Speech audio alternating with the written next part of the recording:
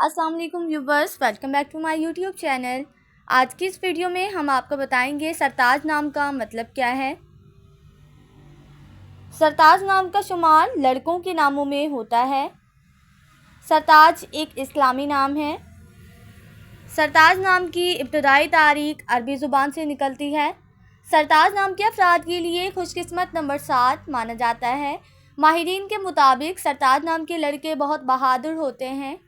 सरताज नाम का मतलब है हाकिम, सरदार या सर का ताज। सरताज नाम के लड़कों के लिए खुशकिस्मत दिनों में जुम्मा और हफ्ते का दिन शामिल है। सरताज नाम के अफराद के लिए मुवाफिक रंगों में नीला, काला और बनफशी रंग शामिल है। सरताज नाम के अफराद के लिए मुवाफिक पत्थरों में नीलम पत्थर शामिल है।